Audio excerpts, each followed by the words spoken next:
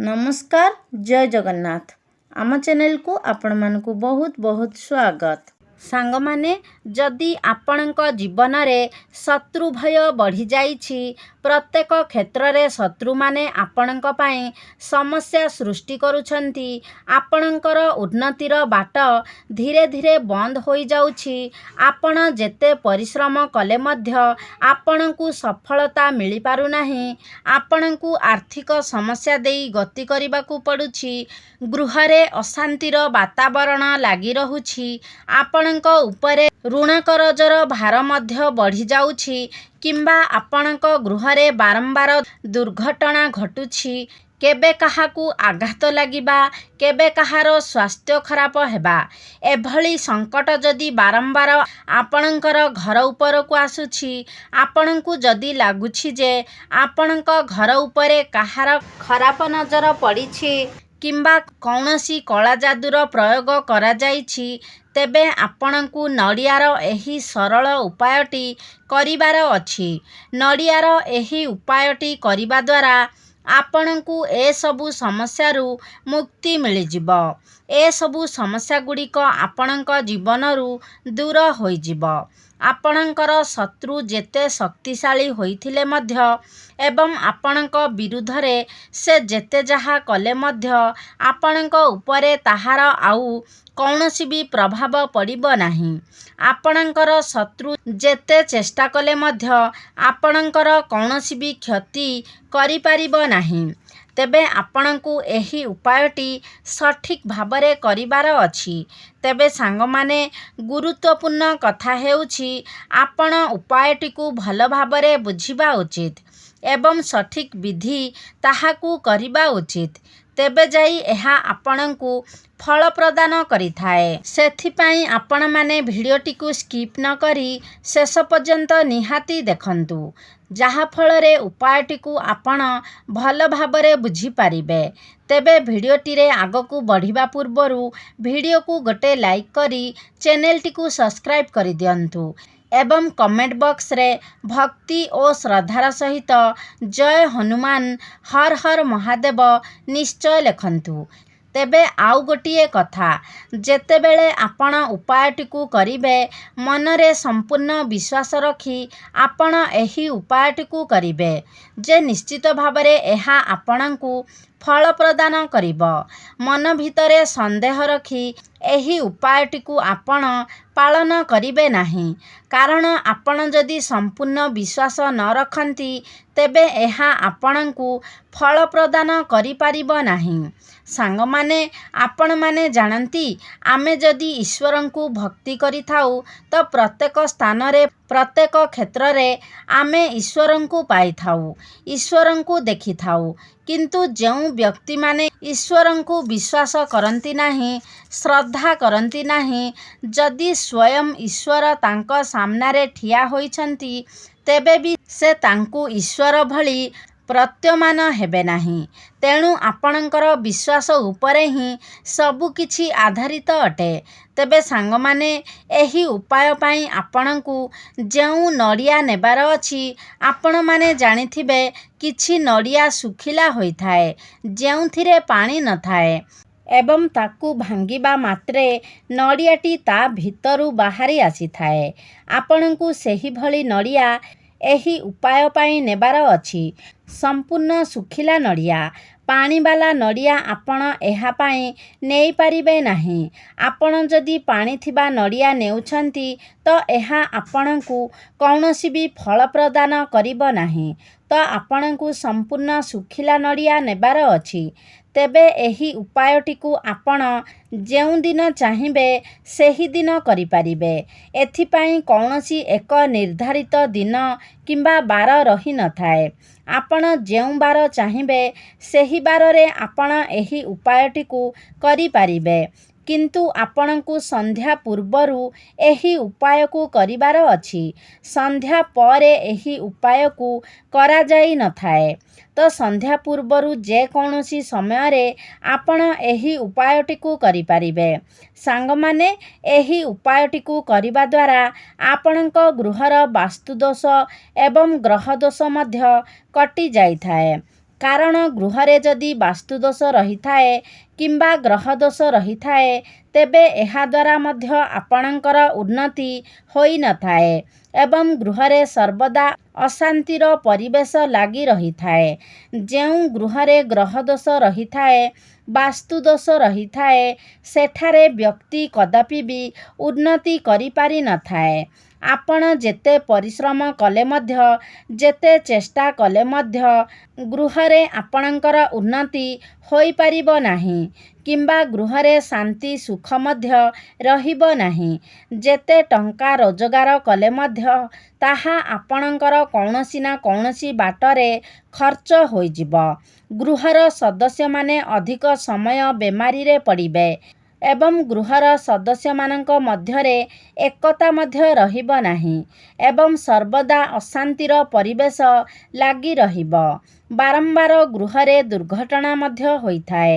ତ ଆଜିର ଏହି ଭିଡ଼ିଓରେ ମୁଁ ଯେଉଁ ଉପାୟଟି କହିବି ତାହା ଆପଣଙ୍କର ଶତ୍ରୁମାନଙ୍କଠାରୁ ଆପଣଙ୍କୁ ରକ୍ଷା କରିବା ସହିତ ଏସବୁ ସମସ୍ୟାରୁ ମଧ୍ୟ ଆପଣଙ୍କୁ ରକ୍ଷା କରିବ।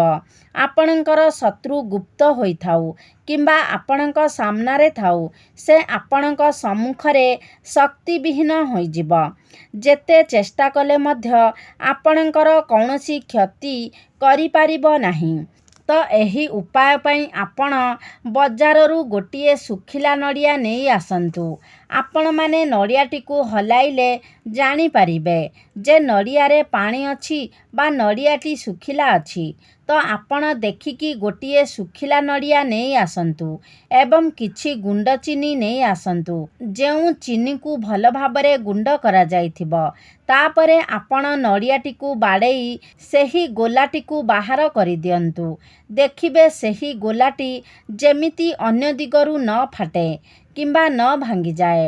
ତାପରେ ତା ଉପରୁ ଆପଣ ଟିକେ କାଟିଦେଇ ସେହି ଗୁଣ୍ଡ ଚିନିକୁ ତା ଭିତରେ ଭରି ଦିଅନ୍ତୁ।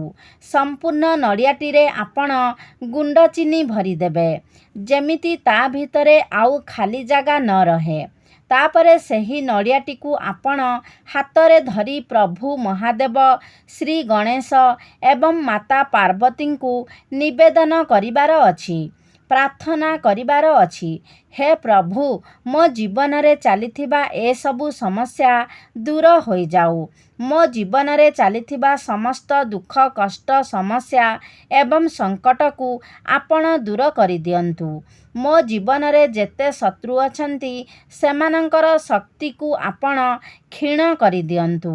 ଏଭଳି ଭାବରେ ପ୍ରାର୍ଥନା କରି ଆପଣଙ୍କ ଘର ନିକଟରେ ଥିବା କୌଣସି ଗଛ ମୂଳରେ ସେହି ନଡ଼ିଆଟିକୁ ଆପଣ ପୋତି ଦିଅନ୍ତୁ।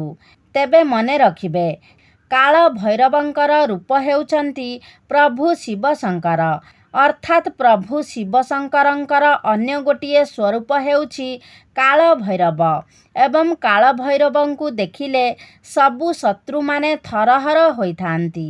ତ ଆପଣ ଯଦି ମହାଦେବଙ୍କ ନିକଟରେ ପ୍ରାର୍ଥନା କରନ୍ତି ତ ନିଶ୍ଚିତ ଭାବରେ ଆପଣମାନଙ୍କର ଯେତେ ସବୁ ଶତ୍ରୁ ରହିଛନ୍ତି ସେମାନଙ୍କର ଶକ୍ତି ନିଶ୍ଚିତ ଭାବରେ କ୍ଷୀଣ ହୋଇଯିବ। ସେମାନେ ଆପଣଙ୍କ ବିରୁଦ୍ଧରେ ଯେତେ ଚେଷ୍ଟା କଲେ ମଧ୍ୟ ଆପଣଙ୍କର କୌଣସି କ୍ଷତି କରିପାରିବେ ନାହିଁ। କାରଣ କାଳର କାଳ ହେଉଛନ୍ତି ମହାକାଳ ମହାଦେବ।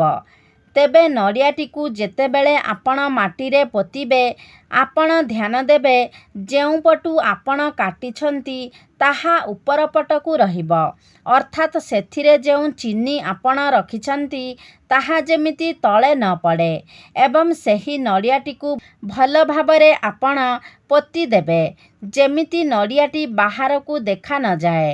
ତେବେ ସମ୍ପୂର୍ଣ୍ଣ ଭାବରେ ଘୋଡ଼ାଇଲା ପରେ ଆପଣ ଅଳ୍ପ କିଛି ବାଟ ରଖିବେ, ଯେମିତି ପିମ୍ପୁଡ଼ିମାନେ ତା ଭିତରକୁ ଯାଇ ଚିନିଗୁଡ଼ିକୁ ଖାଇପାରିବେ।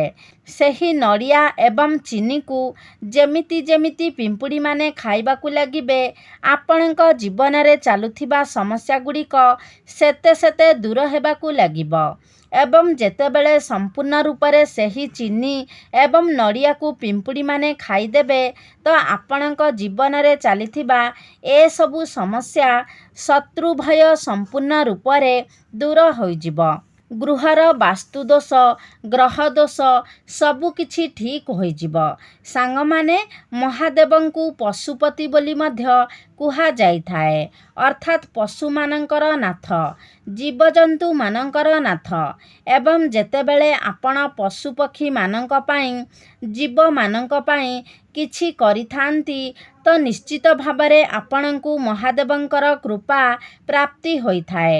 ତ ସାଙ୍ଗମାନେ, ଯଦି ଆପଣ ପ୍ରକୃତ ଶ୍ରଦ୍ଧା ଏବଂ ଭକ୍ତିର ସହିତ ମହାଦେବଙ୍କୁ ଆରାଧନା କରନ୍ତି ଏବଂ ସମ୍ପୂର୍ଣ୍ଣ ବିଶ୍ୱାସର ସହିତ ଏହି ଉପାୟଟିକୁ ସଠିକ୍ ଭାବରେ କରିନିଅନ୍ତି ତ ଆପଣ ଜାଣିନିଅନ୍ତୁ ନିଶ୍ଚିତ ଭାବରେ ଆପଣଙ୍କର ସମସ୍ତ ଇଚ୍ଛାଗୁଡ଼ିକ ପୂର୍ଣ୍ଣ ହୋଇଯିବ।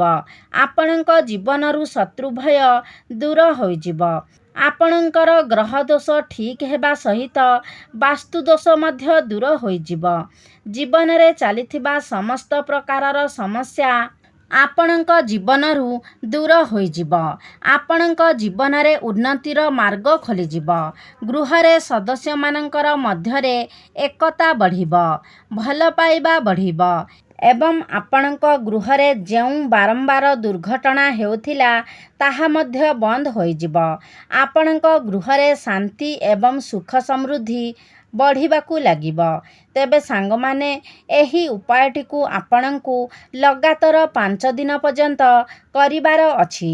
5 ଦିନ ପର୍ଯ୍ୟନ୍ତ ଆପଣଙ୍କୁ ଗୋଟିଏ ଶୁଖିଲା ନଡ଼ିଆରେ ଗୁଣ୍ଡ ଚିନି ଭର୍ତ୍ତି କରି ମାଟିରେ ପୋତିବାର ଅଛି। 5 ଥର କଲା ପରେ ଆପଣ ନିଶ୍ଚିତ ଭାବରେ ଏହାର ପ୍ରଭାବ ଆପଣଙ୍କ ଜୀବନରେ ଦେଖିବାକୁ ପାଇବେ। ତ ସାଙ୍ଗମାନେ, ନିଶ୍ଚିତ ଭାବରେ ଆପଣ ଏହାକୁ ଆପଣଙ୍କ ଜୀବନରେ ପ୍ରୟୋଗ କରନ୍ତୁ। କାରଣ ଉପାୟଟି ବହୁତ ସରଳ ଅଟେ, ମାତ୍ର ବହୁତ ପ୍ରଭାବଶାଳୀ ମଧ୍ୟ ଅଟେ। ଆପଣ ଯଦି ଥରେ ମାତ୍ର ଭକ୍ତି ଓ ଶ୍ରଦ୍ଧାର ସହିତ ଏହି ଉପାୟଟିକୁ ପାଳନ କରିନିଅନ୍ତି ତ ନିଶ୍ଚିତ ଭାବରେ ଅନେକ ଗୁଡ଼ିଏ ସମସ୍ୟାରୁ ଆପଣଙ୍କୁ ମୁକ୍ତି ମିଳିଯିବ। ତେବେ ସାଙ୍ଗମାନେ, ଆଶା କରୁଛି ଆଜିର ଭିଡ଼ିଓଟି ଆପଣମାନଙ୍କୁ ନିଶ୍ଚିତ ଭାବରେ ଭଲ ଲାଗିଥିବ। ଯଦି ଭଲ ଲାଗିଛି ତାହେଲେ ଲାଇକ୍ କରନ୍ତୁ, ସେୟାର କରନ୍ତୁ। ଆମ ଚ୍ୟାନେଲକୁ ଯଦି ସବସ୍କ୍ରାଇବ୍ କରିନାହାନ୍ତି ତାହେଲେ ସବସ୍କ୍ରାଇବ୍ କରିଦିଅନ୍ତୁ। ସର୍ବେ ଭବନ୍ତୁ ସୁଖିନଃ। ଧନ୍ୟବାଦ।